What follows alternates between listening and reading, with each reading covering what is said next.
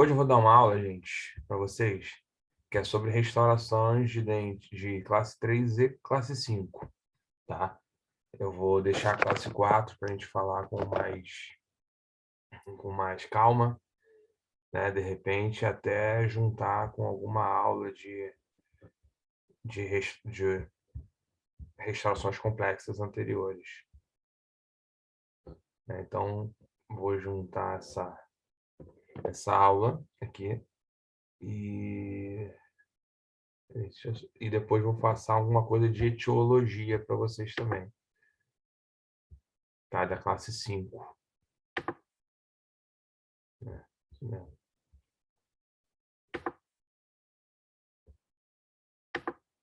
Pronto. Então, essa aula classe 5 eu tenho até outros materiais. A parte de restauração de classe 5 eu tenho até outras questões incluídas no meu YouTube, tá? Então, quem quiser algum material extra para estudar, tem lá também. Então, vamos lá. O que é uma classe 3, gente? Explica aí para mim o que é uma classe 3. Muita gente errou isso na prova, inclusive.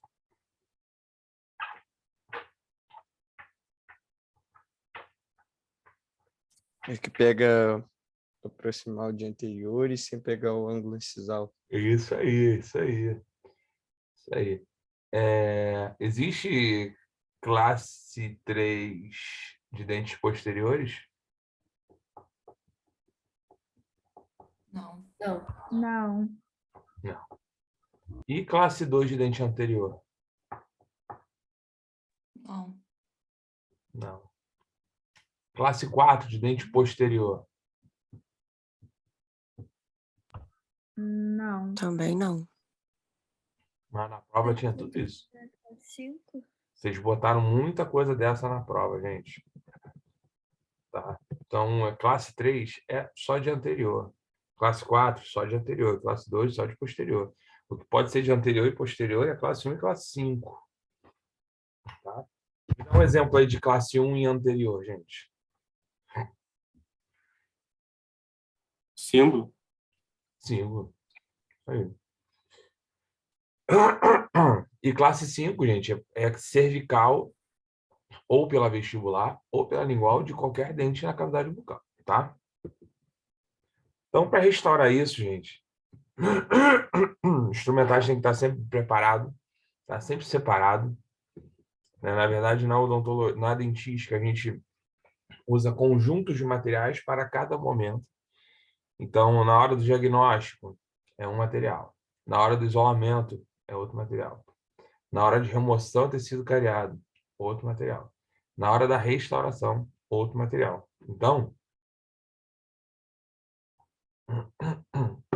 Então vocês têm que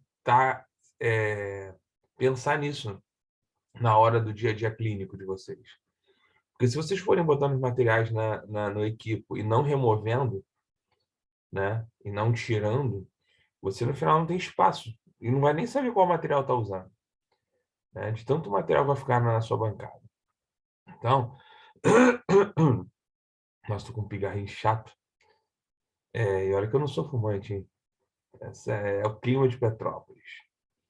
Então, vocês vão tirando isso, né? Vocês vão usando e tirando, né? Não deixe na bancada não, que vocês vão ficar perdidos, tá? Isolamento absoluto. Sim, a gente executa isolamento absoluto para fazer qualquer tipo de restauração, né? A não ser que não dê para fazer isolamento absoluto. E chegou lá 20 caixas de lençol de borracha, são mais de 500 lençóis de borracha que chegaram. Acho que não vai faltar mais, né? A não ser que vocês errem 10 vezes cada dia. Mas, enfim, chegou lá lençol de borracha. Pontinha diamantada. Carlão, para que serve a pontinha diamantada? Essa aqui, a esférica. Fazer o acesso? Acesso ao tecido cariado. Broca carbide, remoção do tecido cariado e colher de dentina também. Fita Teflon. Para que serve a fita Teflon? Alguém sabe? Eu vi isso na lista também, eu não entendi, não. Eu comprei, mas Tipo, tá para aqui. isolar, tipo, vai fazer uma proximal, aí isola outro dente. Tipo isso, não é? Ou não? Sim, Mais ou menos. sim, a fita Teflon. Acontece, vocês usam ácido adesivo. O ácido e adesivo são muito fluidos. Eles conseguem permear e atingir o dente do lado. Então, você protege o dente do lado contra o ácido e contra o adesivo com a fita Teflon. E ela é fininha, ela entra nos pontos de contato, entendeu? E protege mais os dentes. O Fábio, quem for ficar na quarta-feira, ele gosta de ensinar a fazer a restauração de classe 3 e classe 4 com a fita Teflon no lugar, né? Já é uma coisa que eu já não gosto muito, mas não está errado, tá? Não é um erro, é só uma forma de se trabalhar, tá? Eu acho que fita Teflon é para proteção nesses momentos. Claro, tem outras coisas, outras técnicas que a gente não discute agora a nível de graduação, mas é um material bem interessante para se ter. O que é isso aí?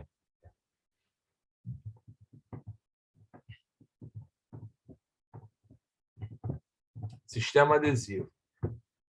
Qual a classificação desse sistema adesivo que está na foto para vocês?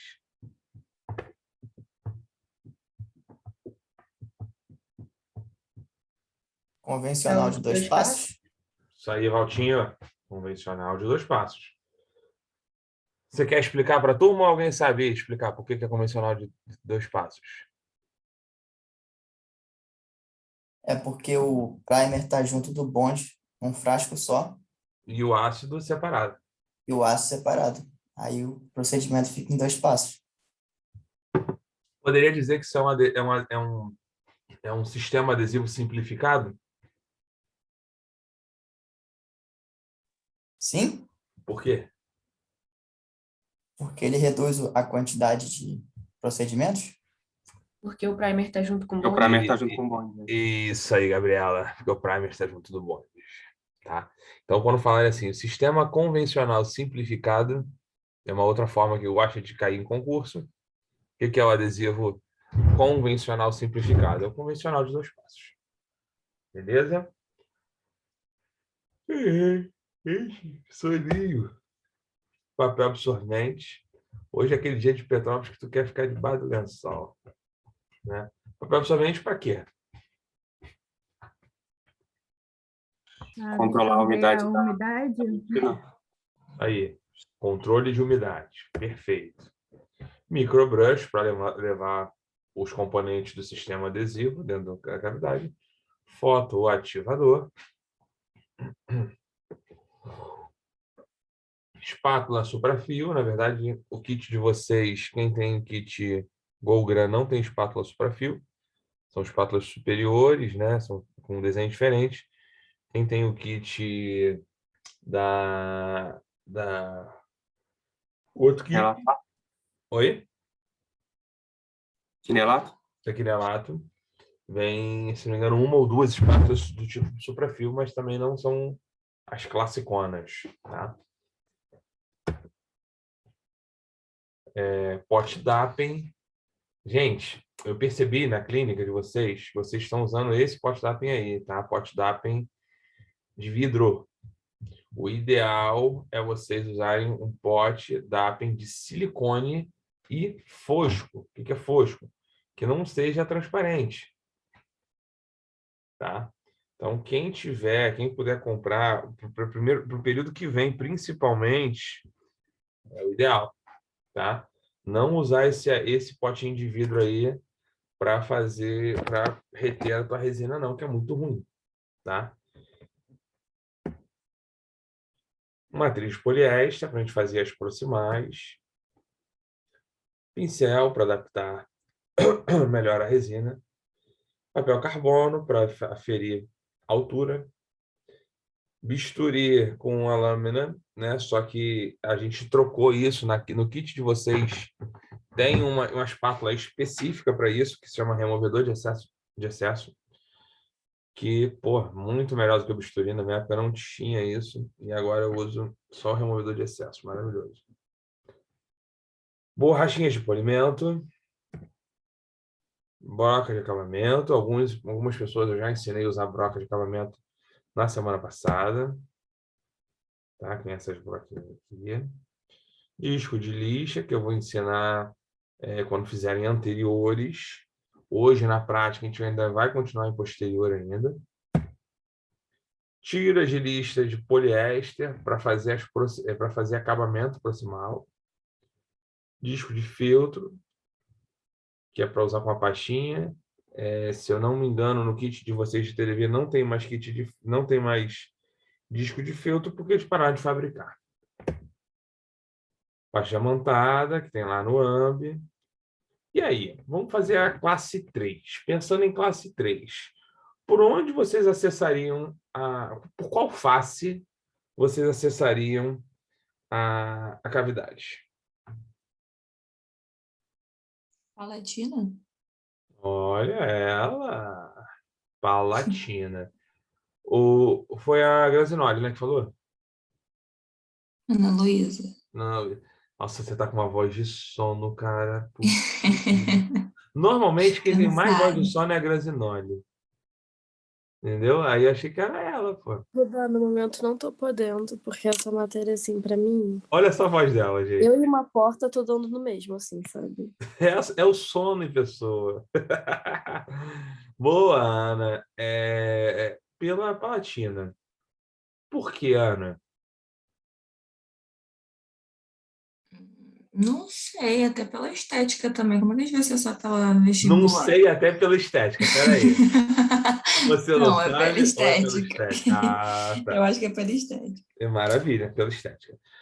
Na verdade, Ana, deixa eu falar só uma coisinha. Sempre que possível, qualquer restauração, qualquer acesso se deve fazer evitando englobar o maior número de faces. O que eu estou falando? Se eu tiver uma cavidade que já está aberta por proximal e eu não tenho um dente do lado, por exemplo, está aqui, tá? E eu não tenho dente aqui, é claro, o ideal é entrar aqui direto, tá? Ou se eu puder fazer um afastamento e entrar aqui direto, eu faço. Então, sempre o ideal é você evitar envolver a quantidade grande número de faces. Só que, como a Ana bem percebeu, normalmente eu tenho o dente colado aqui. Então, o que vocês vão fazer? Vocês vão acessar o que dá de fora, o que dá acesso à estética do paciente, ou você vai acessar pelo lugar que ninguém vê, pelo dentro da boca, né? Pela face palatina. Sempre que possível, classe 3 eu vou acessar pela palatina. Sempre que possível, tá? Então, só que nem sempre é possível, tá? Então, sempre que possível, preservar a face palatina. Só que eu tenho algumas exceções, como, por exemplo, o que vocês estão vendo aí. Se eu tenho uma lesão já cavitada por vestibular, adianta eu preservar a vestibular? Ela já está cavitada. Então, não. Troca de restauração que já está na face vestibular. Tu vai trocar uma restauração que está infiltrada já pela face vestibular. Outra exceção. Dentes apinhados. Vamos supor, tem um dente aqui e a cárie, né, estaria nesse dente aqui na proximal. Só que eu tenho um dente que está assim, ó, virado assim, ó. Ou seja, ele está cobrindo a parte palatina e está cobrindo a parte proximal, tá assim. Ó. Rodar, isso que tu tá falando é impossível. Não, que nos dentes anteriores e inferiores é o mais comum. Eles ficam tudo virados, né? Por causa de um estreitamento mandibular. Então, quando o dente está apinhado, você não tem acesso. O que tu vai fazer? Vai furar? Opa! Aqui uma porra no computador. O que tu vai fazer? Tu vai furar 2 dentes? Vai sair lá na frente? Não, né? Então, você vai ter que acessar pela vestibular. É uma limitação dos casos. Tá? Olha só que eu estou falando de apinhamento aí, ó. Dente superior.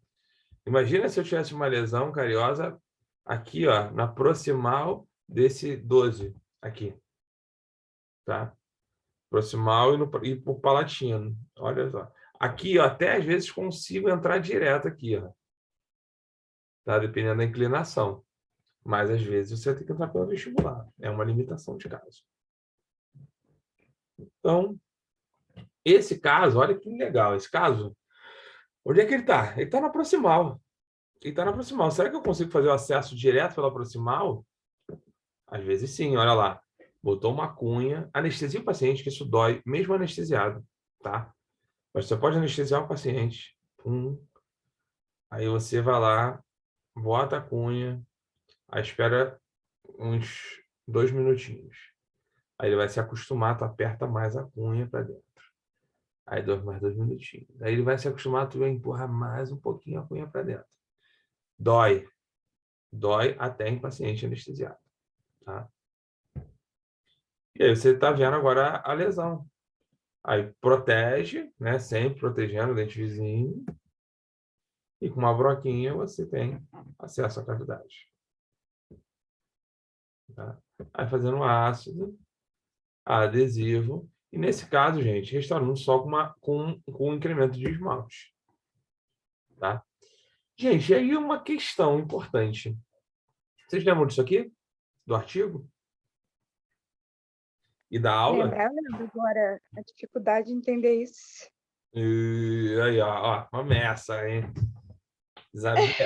Isabela, o artigo realmente não é fácil, não. Isso aí, Nossa, artigo Não lembro, não. Misericórdia. complicadinho. Olha, Muito Rudá, tá de complicado. parabéns. isso eu te dou razão. O artigo não é fácil, não. Nossa, Quem é o autor do artigo? Não sou eu. Não sou eu. Quem é o autor do artigo? É um cara chamado Jack Ferracane. Jack Ferracane ferra Não. mesmo. é um cara que eu conheci, apesar de não falar muito mal inglês. Conheci na UF, lá em Niterói, tá? Dando uma aula sobre uma resina nova que tinha sido lançada no mercado. Quem era o criador? O próprio Jack Ferracane. Jack Ferracane não é dentista. Jack Ferracane é engenheiro de biomateriais e faz um convite direcionado a quem tinha dúvidas, inclusive a mim, de fazer uma pós-graduação. Puta merda, agora eu não lembro a faculdade que ele era. De exatamente engenharia de biomateriais. Pô, estudei pra caraca, fiz inglês.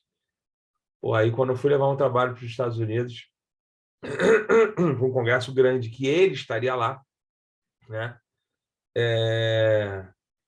Pô, meu orientador não autorizou eu levar o trabalho.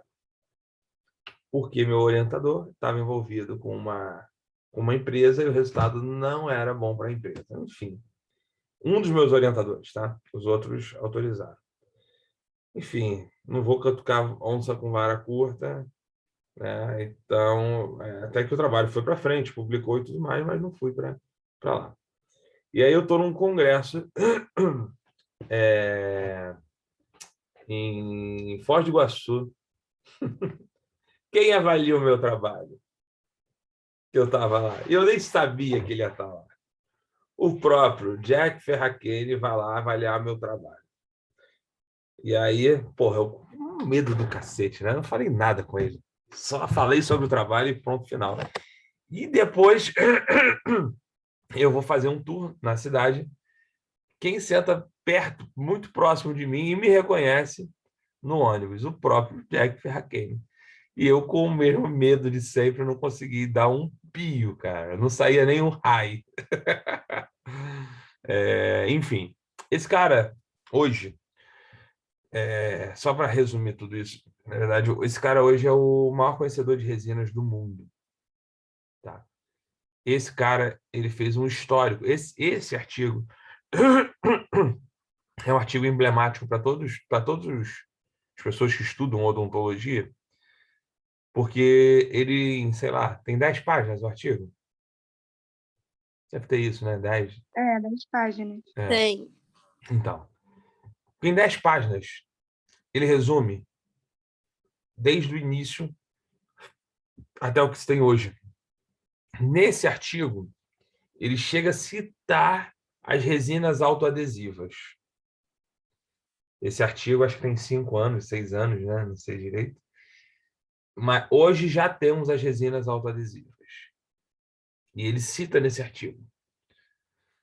né, um tempo atrás, né? Então, assim, é um cara muito bom. Então, se vocês tiverem interesse em estudar resina, e estudar resina hoje não é coisa de dentística, tá?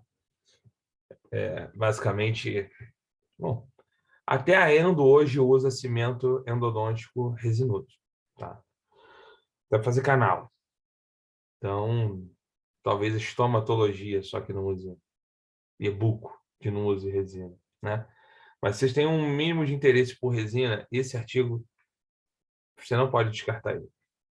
Não pode. Ele vai por muito tempo ainda, é claro, ele já está desatualizado, Mas não está desatualizado porque as informações estão erradas. Estão desatualizados porque falta informação nova, tá? E se ele escrever um outro artigo mais moderno, eu troco esse. Mas o Ferracane tem duas coisas. Uma, ele não é dentista. E o outro, ele é altamente científico, altamente engenheiro. Então, qual o problema disso? A escrita. A escrita para a gente é sempre muito difícil. A escrita não, né? A leitura, no caso. A leitura desses artigos são sempre muito difíceis, né? Mas é um artigo, cara, que se tiver paciência e for estudando devagarinho, né? Ah, não vou estudar mais só para avaliação do Rudá, não. Vou estudar porque eu acho importante. Você vai aprender muito. Aprender demais, tá? Então, vamos lá. Gente, para restaurar uma classe 3, qual dessas resinas vocês utilizariam? Pode até misturar uma com a outra. Eu usaria nano. Usaria nano para tudo. Tá legal. Essa alternativa não pode mais. A nano para tudo, resolve. Mas não pode mais falar isso. Quem As mais? microhíbridas, porque as micropartículas iam quebrar em dentes anteriores. As microhíbridas. Toda ela em microhíbrida, né, Bruninha? Quê? Toda a restauração em microhíbrida. Ah, não sei, é porque eu sei que as micropartículas não têm uma boa resistência mecânica. Então, para um dente anterior, ele poderia. Não, na verdade, para os dentes posteriores queria quebrar, né? Confundi. Você tá certa, Bruna. Pode-se restaurar um dente todo com microhíbrida. Vamos botar aqui a família das híbridas. Micro e nanohíbrida. Tá legal? Beleza. Tem uma outra possibilidade. Classe 3 só tem pegando face palatina e proximal ou vestibular e proximal? Não, também tem as classe 3 transfixante. O que é a transfixante? Que pega a vestibular, a lingual e a proximal. Então, você tem a vestibular e a lingual sem paredes. E aí vocês podem fazer uma mistura. Qual mistura que vocês utilizariam? Sem usar a nano.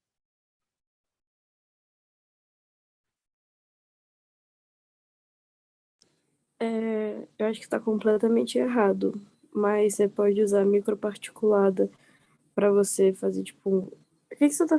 Você tá fazendo uma cara que eu tô falando tudo errado, né? Não, eu tô te ouvindo. Fala aí. Você tá fazendo uma microparticulada para, tipo, forrar a cavidade e a híbrida para fazer a parte externa, né? Porque ela também tem aquele gloss dela. É melhor. Para E as partículas... forrar. Você tá falando forrar, botar no fundo? Ai, eu Explica não sei melhor nem se esse eu tô falando. forrar. Botar no fundo. Dá Uhum. pra misturar microhíbrida com microparticulada, é isso? Não é misturar assim, não. Ah, é o que então? Na verdade, o que você falou é até uma técnica. Você falou aí. É até uma técnica que se usam, tá? Para uma distribuição melhor de força, mas eles não estão usando mais a microparticulada, eles usam resina flow mesmo. Então, o que tu falou criar, que o pessoal chama de, isso está até em inglês mesmo, tá? Camadas, né? Eles falam que criam um colchão, né, de flexão para não gerar força para a parede pulpar ou axial, tá? Mas isso aí, se eu entrar nesse mérito agora, vocês não vão entender mais nada. É física pura, tá? Mas vamos lá. Vamos melhorar. Vamos falar. Olha só. A Elisa perguntou no chat se fizer o contrário do que ela falou. Acho que é microhíbrida por Também dentro não. e a particular Não por tem fora. nada a ver com parede de fundo, gente. tem a ver com área que sofre esforço e área que não sofre esforço. Numa classe 3, onde é que teria incidência de esforço? Em qual face? Classe 3 transfixante. Palatina? A vestibular palatina? Palatina, vestibular não tem esforço na classe 3. Né? Só a palatina. E palatina de superior, palatina de inferior nem isso. Né? Então, palatina. Então, você pode restaurar na palatina com a microhíbrida e na vestibular com a microparticulada, juntando resistência e estética. A microhíbrida é uma resina com boa estética, mas comparada com a microparticulada, não tem tão boa estética assim. A microparticulada é muito superior.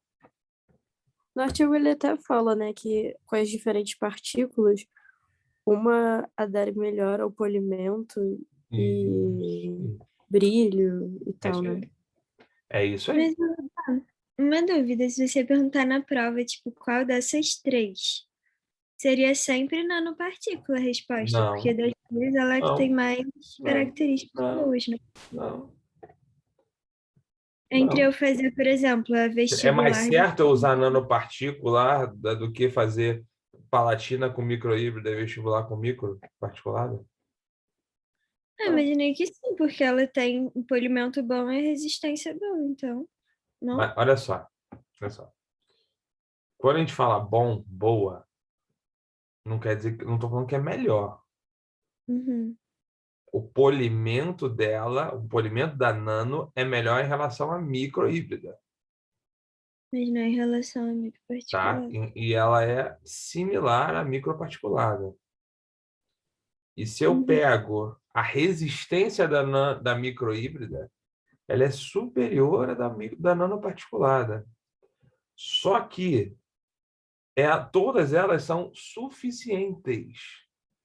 Então, quando é suficiente, a gente não discute mais se é melhor ou se é pior.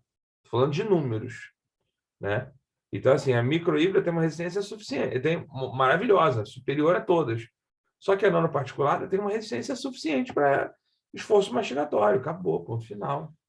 Então, eu posso falar que a nanoparticulada é pior por causa disso? Não, ela é suficiente. Entendeu? Então, na verdade, quando você junta a microhíbrida e a microparticulada, você está trabalhando no mesmo nível, trabalhando com tudo com nanoparticulada. Mas então, aí não seria melhor já fazer tudo? Enfim, entendi. Melhor? Aí calma. O que é ser melhor? Não, é porque, tipo assim, se é a mesma, se juntando as duas, vai ser tão bom quanto as nanopartículas? Vai. Então, é porque eu já não deixo no meu consultório só as resinas com nanopartículas. Aí você pode escolher se você vai gastar R$200, 250 por seringa ou se você vai gastar 100, 120 por seringa. Tá, não sabia da diferença de preço. Aí tu vai ter que decidir, né? Entendi. E tem outras coisas a mais, fora isso, tá? Só tem uma empresa que produz a nanoparticulada, não tem outras. Então, não tem briga de mercado. A textura, para muitas pessoas, é uma textura ruim. Eu mesmo não gosto dessa textura, né? Então, a Natália já adora. Né? Então, assim, vai ser uma discussão eterna. Mas a grande verdade é que para a ciência não faz muita diferença, tá? Uhum. Gente, eu não consigo ver o chat o tempo todo, tá? Então, agora que eu estou vendo aqui alguns contatos aqui, bem difícil, tá explicado, né? Mas pode falar. Então a microhíbrida ela é mais resistente e as micropartículas ela é mais estético, é isso? Mas ambos têm... O que, Tayane? Não sei, eu viajei. Não, responde. Não, pergunta de novo. Peraí, a microhíbrida ela é mais resistente, ela tem mais força do que as micro e a nanopartícula? Eu tô falando viajei. Não, calma. Eu tô falando de número isso. Isso é número. Mas não é significativo. Por quê? Porque a resistência da nanoparticulada é suficiente. Então, não adianta eu falar que a microhíbrida, em números, ela é melhor na resistência do que a nanoparticulada. Sabe? Não vai ter efeito nenhum. Por isso que se bota assim, olha, a microparticulada... A microparticulada não, eu estava falando da microhíbrida e nanoparticulada. Agora eu vou falar da microparticulada. A microparticulada tem um polimento maravilhoso, então ela é boa para estética. E a microhíbrida tem uma resistência ótima, então ela é boa para resistência.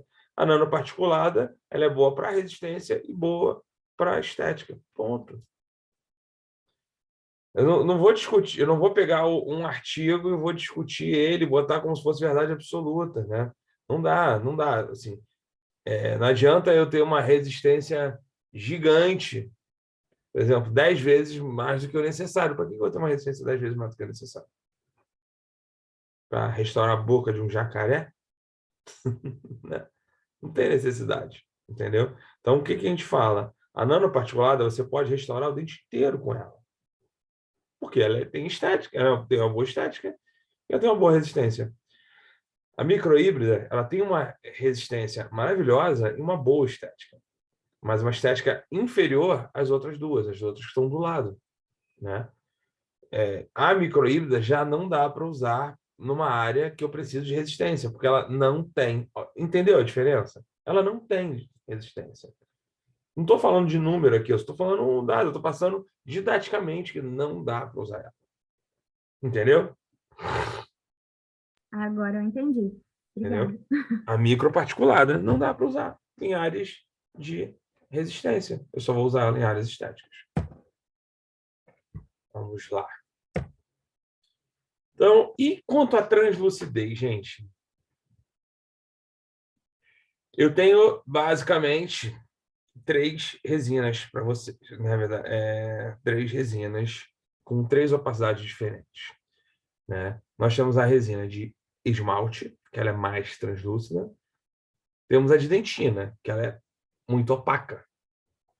E temos no meio uma que a gente chama de body, tá? Que a translucidez dela é entre a dentina e o esmalte. Fora essas, eu tenho outras resinas que a gente chama de resinas de efeito. Eu tenho resinas completamente translúcidas, né? Completamente não, porque não dá para fazer uma resina completamente. Nem o vidro é completamente translúcido, né? Mas eu tenho resinas mais translúcidas. Eu tenho resina translúcida puxada para o amarelo, resina translúcida puxada para o cinza, resina translúcida puxada para o azul. Tenho os pigmentos azul, laranja, marrom. Então, tudo isso é resina, tá? E com translucidez diferente. E o que acontece? Às vezes você acerta a cor, mas erra na translucidez. Então, você está errando no volume de resina de dentina e o volume de resina de esmalte. Como é que eu vou saber, Rudá, selecionar isso? Olhando o seu paciente. Não tem uma escala, não tem um professor te falando do teu lado. Você vai ter que juntar 2 coisas. Uma é entender o material que você trabalha, a translucidez das suas resinas, e a outra é ver dentes. Ver o quão translúcidos são os dentes.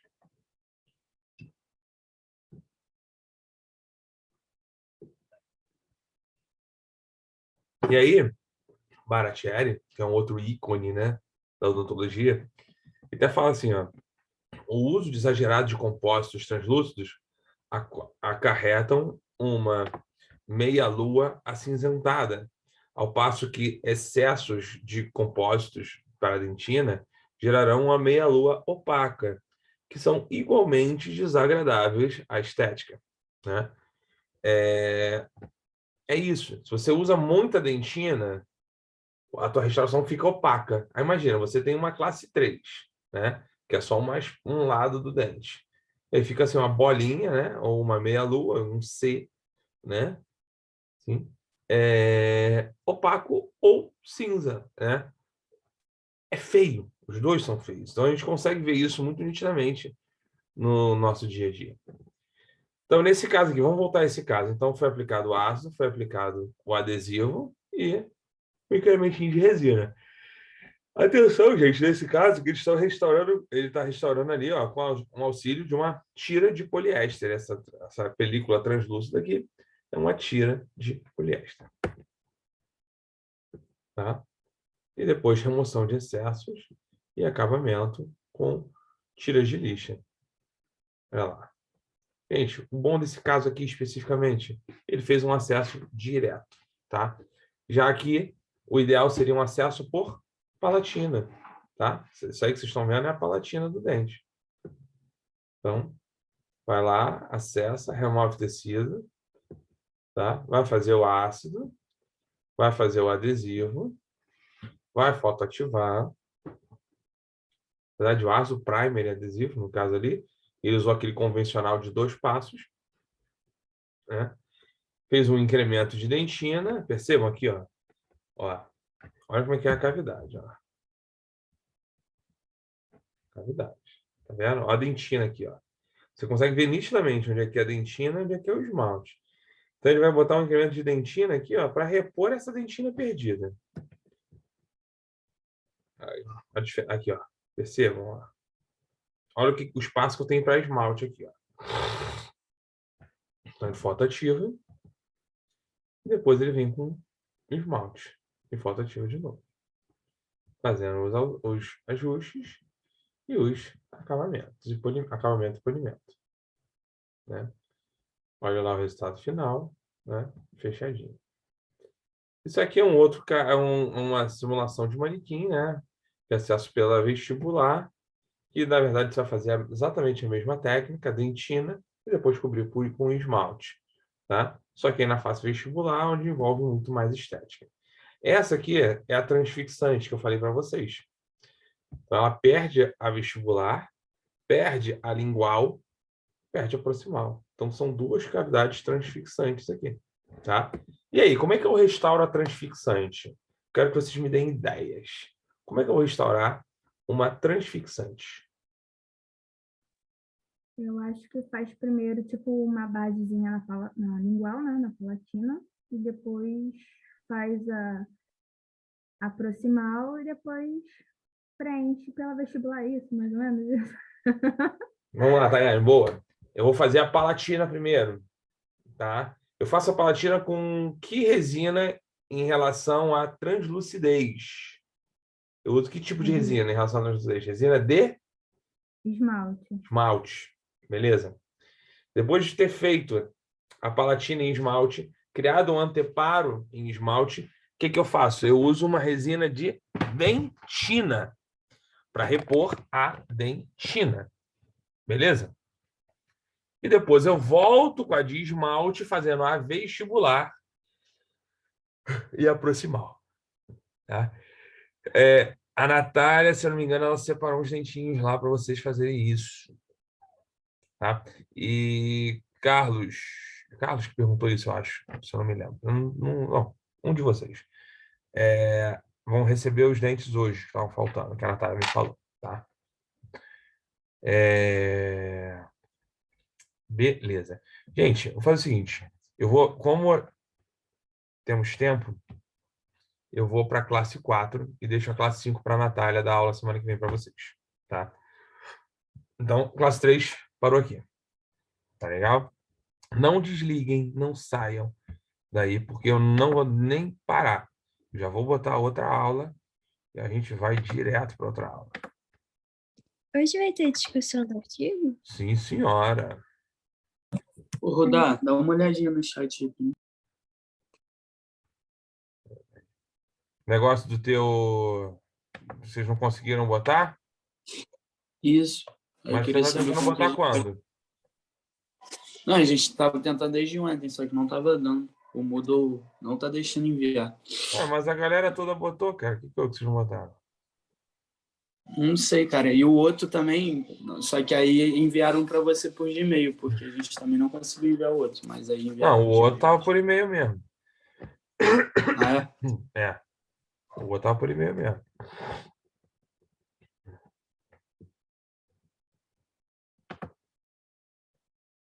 Estão vendo minha tela? Estão vendo minha tela? Sim? Uhum. Então, vamos embora. Vou falar de classe 4 agora, gente. Classe 4 é a classe 3 que pegou o ângulo. Na verdade, é como se fosse uma evolução ou como se fosse uma fratura, né? Então, A gente vai pegar dentes anteriores, ou seja, canino também, quando perde o ângulo, também é classe 4. Tá? E aí, normalmente, a gente faz com o dente do próprio manequim de vocês, tá? A gente não usa, ou então com os dentes de escultura que vocês usaram, tá lá em cera, tira a cera e leva para a gente executar essa restauração, tá? Eu posso ter uma classe 4, ó, gerado por cárie ou por uma fratura, tá? Normalmente exige uma questão de planejamento um pouco mais longa do que uma restauração tradicional. Você tem que fazer o diagnóstico da cavidade bucal, orientação de medidas preventivas, porque o paciente, naquele dente, vai ter que tomar alguns cuidados, ainda mais se for um dente mais fino, porque a chance de fraturar de novo é grande. Tá? Avaliação da condição, ver se não afetou nada a polpa, se for por trauma. Tá? E assim estabelecer um prognóstico. O prognóstico é o quê? O que se espera desse dente? Ah, vai ficar aí 2 anos, vai ficar aí 3 anos. Não, vai ficar bem, né? Vamos fazer uma tentativa, porque não está muito legal a história para o seu dente, não. Então, isso é o prognóstico.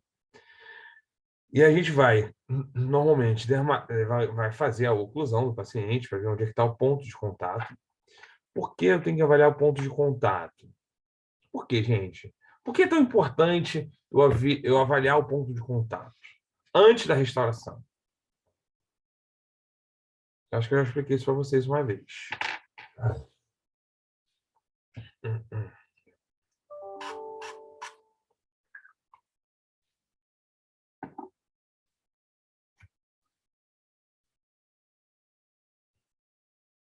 A pergunta foi a importância da profilaxia antes da restauração?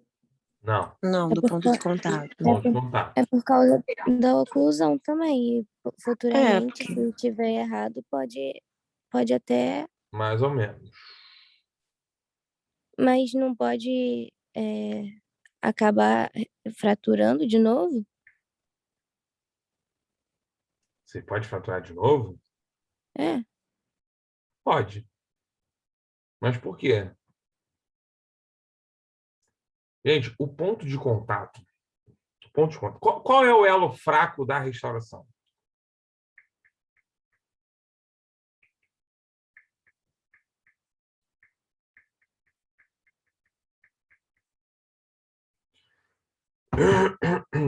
Hein? A parte que não está em contato com o dente? Não. O elo fraco é o adesivo. O adesivo tem pouquíssima resistência. Então, ele tem que estar fora do local de incidência da força. Qual a distância? Ele tem que estar pelo menos 1,5 mm de distância. A interface adesiva é o elo fraco da corrente. Estoura, normalmente, no elo fraco. Então, eu não posso ter incidência de forças muito próximos à interface adesiva. Tem que ter 1,5 mm de distância, mais ou menos. E por isso a importância de demarcar os pontos de contato antes da restauração. Tá? Porque pode te levar à perda. Aí tu fala, pô, ajeitei a oclusão inteirinha, tá bonitinha a oclusão, tá tocando ali certinho, o pontinho tá no lugar certo. Só que não. O pontinho tá ali em cima da interface. Vai quebrar. Vai quebrar e não é por um excesso de força. É por força em local indevido. Né? Profilaxia para seleção de cor. Né? A gente sempre selecionar a cor, mesmo que necessite profilaxia, antes do dente desidratar, porque se esperar o paciente ficar com a boca aberta há muito tempo, já era. Esse jato de bicarbonato, hoje, em época de Covid, não é indicado mais. Tá? Resistência. E aí que vem, assim, como é que eu vou selecionar a minha resina?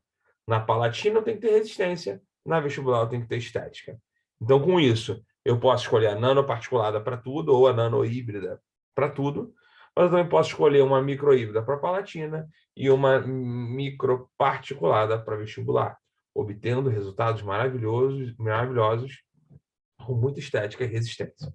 Tá? Então, seleção de cor sem isolamento absoluto e sem que o paciente tenha ficado de boca aberta por muito tempo, né? Idealmente sobre luz natural, dentes umedecidos, escala de cor umedecida também. E aí a seleção de cor você pode fazer com essa escala de cor ou a que eu mais gosto, que é através dessas bolinhas, tá vendo aqui? Essas bolinhas. Por que eu gosto de selecionar cor na bolinha? Você tá vendo esse A1? Pois é. Esse A1 é diferente para cada resina que você compra. Ué, peraí.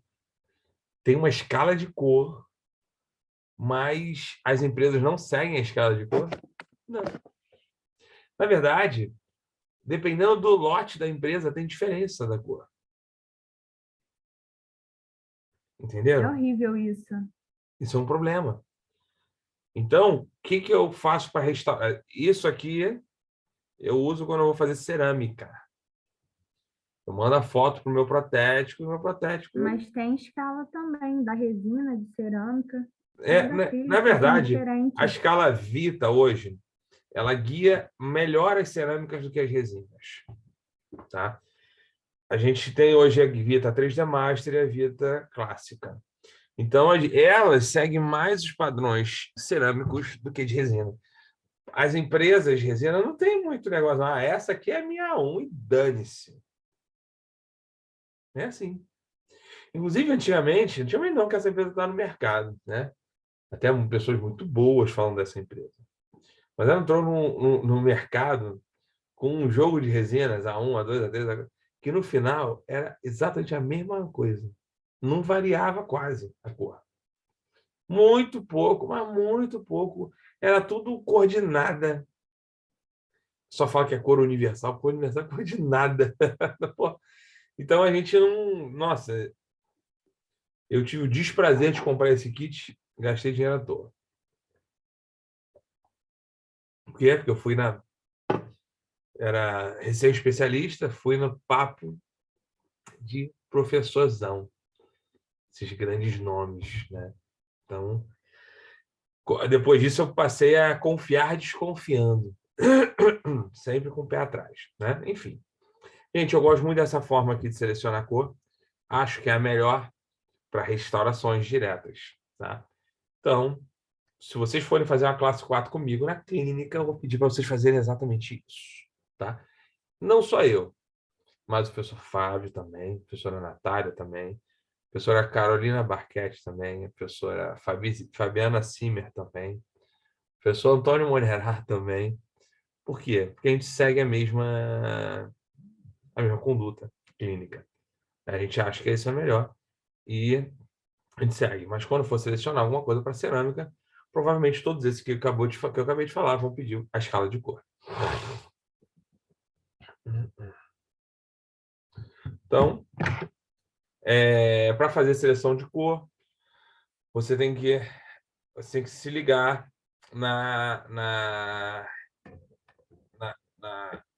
em como a cor se divide. A cor vai se dividir em valor, cromo e matiz, mas isso é uma coisa que o Fábio vai conversar com vocês no período que vem, tá? Não vou entrar muito nesse assunto, não, deixar para o Fábio, porque vai ter uma aula só disso. Aí até que quem lembra, na verdade, quem lembra de introdução aos materiais dentários, isso tudo tinha lá, naquela aulinha, né, de propriedades ópticas, né?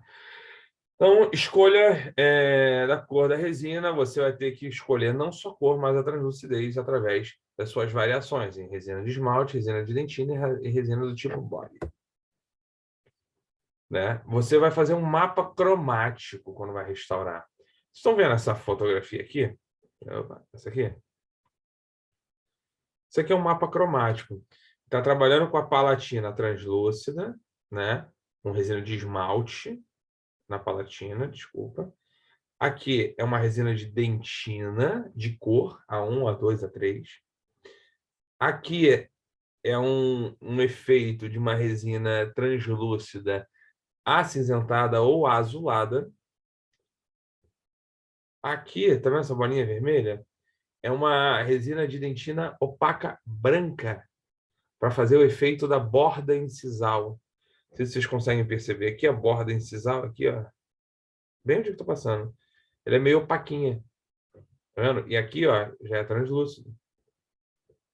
E aqui é bem opaco, né? Exatamente isso que está se fazendo. E aqui, esmalte. Né? Quando eu faço uma classe 4, eu devo lançar mão, é claro, se não for numa criança ou num adolescente, de um desgaste chamado bisel. Para que serve o bisel? O bisel serve para que eu tenha uma estética melhor.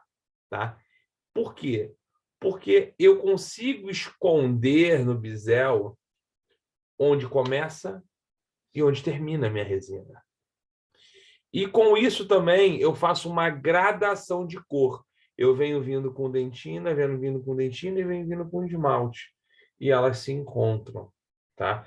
Então eu tenho uma gradação nessa resina de dentina e na resina de esmalte que tende a torná-las, né, imperceptíveis. Tá? E como é que é esse desgaste desse bisel, Rudar? Você vai pegar essa broquinha aqui, uma broca em formato de chama, se eu não me engano, essa aqui é a 1111, e aí você vai ter uma extensão, mais ou menos, dela de 2 milímetros, tá? Que é a quantidade de broquinha que vai vir aqui, ó, pela vestibular, tá? E você vai seguir sobre todo a sua vestibular, onde há fratura. Todo espaço fraturado, você vai fazer um bisel, você vai fazer um desgaste de 2 milímetros, tá? E qual o ângulo que eu devo colocar a minha broca, tá? 45 graus com a superfície do dente, não da fratura, tá? Percebam essa inclinação aqui, ó, com o dente. Com isso, você vai desgastar essa parte inteira e também, como o meio dela é um pouco mais gordinho, você acaba desgastando o seu cavo superficial, tá? Então, o bisel você vai fazer 45 graus em relação ao dente, tá? E com uma extensão de 2 milímetros. Olha lá como é que fica. Ó. Tá? Então, olha lá, vantagem. Transição gradual entre a resina e o dente, escondendo a margem da restauração. Limitação, você acaba desgastando, essa desgaste é irreversível. Então, a gente deve evitar fazer em casos de crianças e adolescentes. E aí, se você ler no livro do professor Baratieri, está falando lá que por muito tempo, acreditava-se que a gente deveria fazer esse bisel por aumentar a retenção da restauração. Só que a nossa retenção é adesiva. E hoje a gente sabe que esse bisel não aumenta muita coisa lá, a retenção. Né? Que o objetivo principal desse bisel não é a retenção, e sim a estética. Isso cai em concurso, cai em prova, já caiu em prova, a galera errou, já caiu em concurso, muita gente errou também. Tá? E aí o isolamento absoluto, vocês já estão cansados de saber, né? Como é que faz. Então, às vezes, quando não dá para fazer isolamento absoluto, a gente vai ter que fazer o relativo. Às vezes a fratura é muito perto do sulco gengival. E a gente vai ter que usar um isolamento relativo com o spandex, né? Com afastador de língua, de bochechas, afastador de mucosa. Muito rolete de algodão. Tá? Fio retrator no lugar do sulco e a sua dupla secando o tempo todo. Vocês ficam assim para mim, deixa eu fazer essa restauração sem isolamento. Às vezes eu deixo, mas eu cobro que a dupla esteja o tempo todo e que troque o algodão o tempo todo. E é chato pra caramba e vocês fazem isso da outra vez, vocês querem fazer com isolamento absoluto, porque tem que ser mais chato quando faz com relativo do que quando faz com absoluto. No absoluto, o ambiente fica mais controlado, mais tranquilo. O relativo não, basta o paciente tossir, espirrar, botar a língua em algum lugar que já era, tu perdeu parte do seu trabalho. E aí, para a gente restaurar, existem algumas formas, tá? A gente tem como restaurar a mão livre, tá? E através da guia de silicone. A técnica mão livre, você vai utilizar basicamente tira de poliéster e todo o material restaurador que vocês estão acostumados, né? A guia de silicone, você vai ter um tempo maior de planejamento, tá? Então você pode fazer, o ideal é que você faça até restaurações maiores com ela, tá? Você vai ter uma forma ideal da palatina, já que você vai planejar bem essa sua palatina. A estética e a função costumam ficar melhores também devido aos pontos de contato, tá? E o formato do dente. Só que você vai ter um maior tempo de trabalho fora de boca. Fora de boca vai aumentar seu trabalho. Dentro de boca, a maioria das vezes, você fica mais tranquilo de se trabalhar. Então, a técnica à mão livre, eu indico mais para restaurações mais simples, fraturazinhas pequenas, fraturazinhas de ângulo, tá? Porque se for para planejar, se for para ficar melhor, se for um caso maior de fratura, o ideal é fazer a técnica da muralha, tá? A técnica do guia de silicone. Então, você vai pegar um modelo, tá? Como se obter o guia de silicone? Você vai moldar o paciente com o dente fraturado, vai esculpir com cera esse dente, essa fratura que faz. Igual vocês fizeram lá com a professora Fabiana, lá na escultura, tá? Molda o teu enceramento. Pronto, você acabou de obter seu guia de silicone. Mas também você pode fazer através dessa forma que está aqui embaixo, tá? Através da restauração teste. O que que faz? Você faz uma restauração teste na boca do paciente, também chamado de mock-up, tá? Mock-up. Você faz uma restauração teste sem adesivo na boca do paciente. Se ficar bonito, você molda essa restauração teste, tá? Às vezes você tem, por exemplo, vamos supor, tá com a tarde livre e chega uma fratura no consultório de vocês. Você vai lá planejar R$600. Porra, não ia ganhar nada. A sala tá fechada, tá ninguém marcado. Eu tô lá arrumando as gavetas. Gente, faz a restauração teste na boca do paciente. Molda a restauração teste. Tira a restauração teste e restaura. Vai demorar aí 2 horas, 2h30 de trabalho para vocês, tá? Mas você vai ganhar aí, botar uns 6 centinhos no bolso, tá? Mas aí, pô, o paciente chegou na emergência e tu tá com a agenda lotada. Aí você molda, explica para ele toda a situação, que a restauração vai ficar mais estética, mais funcional se você fizer o enceramento, não sei o quê. E que no dia seguinte que ele volte, que você vai executar uma restauração de qualidade na boca dele, né? Claro, ver se não tem nenhum envolvimento pulpar, nenhum probleminha, né? Então, normalmente, gente, olha, eu já ganhei muito dinheiro com classe 4, mas muito dinheiro com classe 4. Por quê? Ninguém quer fazer. Aí, para fazer uma classe 4, o cara quer facetar de pré-molar a pré-molar. Ninguém quer fazer. Eu quero. Eu quero. Eu quero porque... Quanto que é a minha hora clínica? Minha hora clínica, hoje, é R$150. Eu vou precisar de 2 horas para fazer isso, logo eu vou ganhar R$300 por hora. Oh, quem dera. Quem dera que eu só tivesse fazendo R$300 por hora. Pô, 4 pacientes por dia, R$1.200 por dia. Pô, tava bom demais, gente. Tava bom demais. Mas, nossa, o que ia ter de gente tendo que cair para eu ganhar esse dinheiro, né? Não tá no gibi. Então, gente, a prestação é um dinheiro muito legal, tá? Um dinheiro muito legal que vocês podem ganhar, tá? Desde que faça bem, né? Claro. Então, molde com silicone por adição ou condensação da sua restauração teste ou do seu modelo encerado. Aqui. Você teve aqui, ó, você molda basicamente por palatina e deixa passar um pouquinho pela incisal. Então, é isso que eu tenho, a palatina e a incisal lá embaixo. Um pouquinho de vestibular. Esse pouquinho de vestibular você vai cortando com o estilete. Ó, você corta aqui mais ou menos no meio do cada canino. Tá vendo?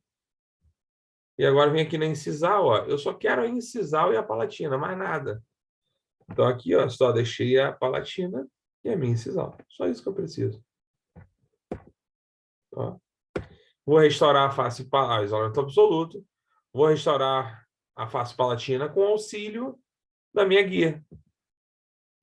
Ácido adesivo. Vou na minha guia, coloco ali uma fina camada de resina. Que tipo de resina em relação à translucidez eu boto ali?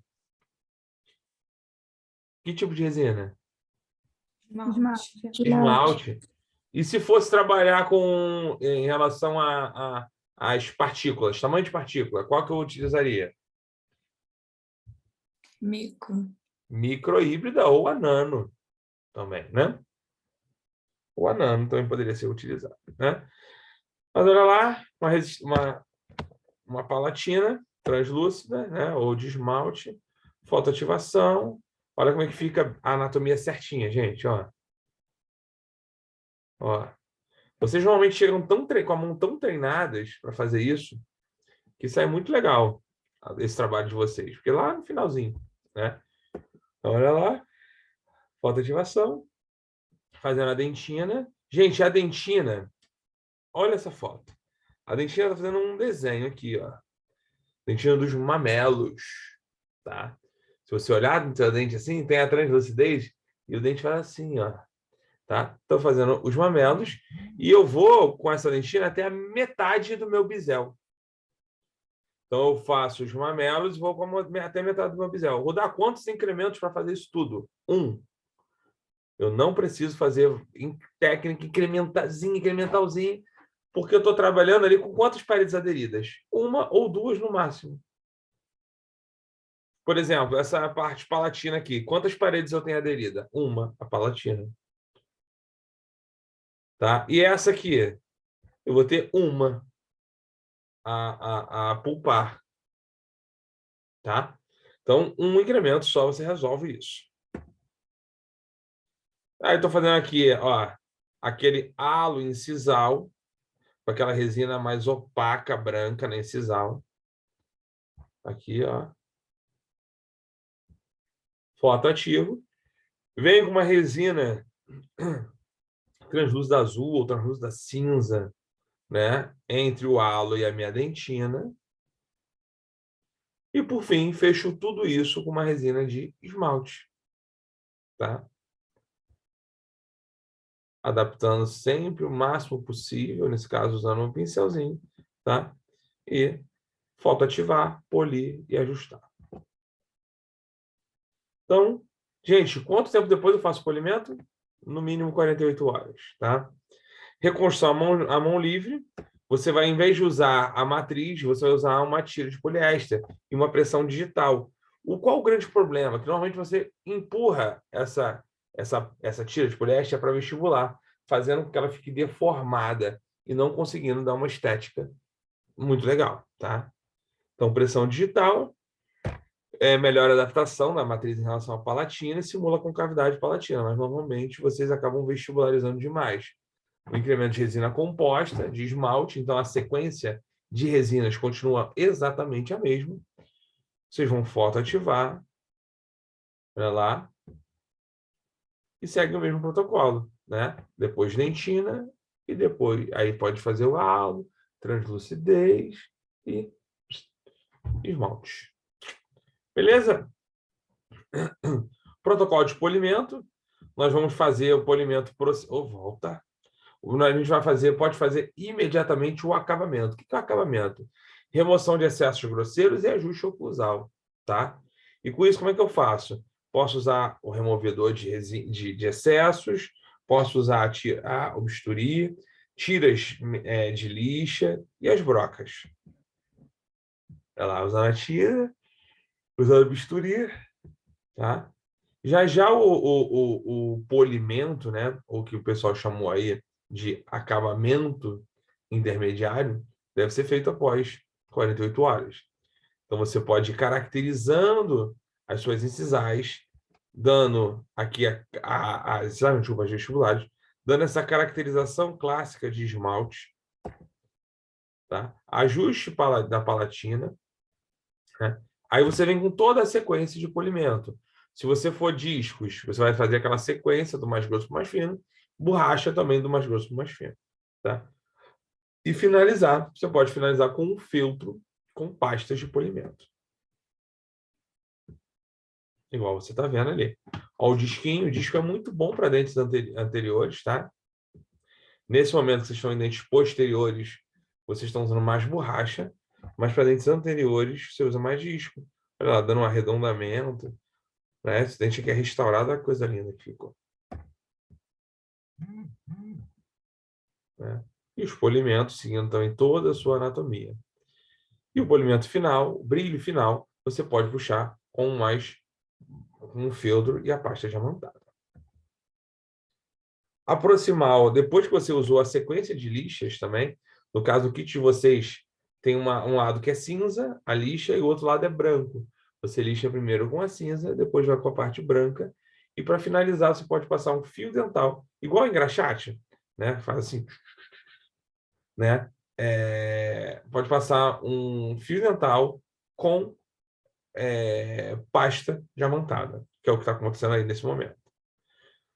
Tá? E a restauração finalizada. Gente, eu falei semana passada que todas as aulas de técnica normalmente são rápidas, tá?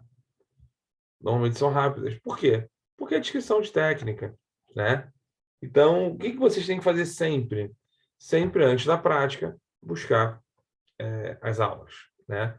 Para relembrar, refrescar a memória e vocês adicionarem.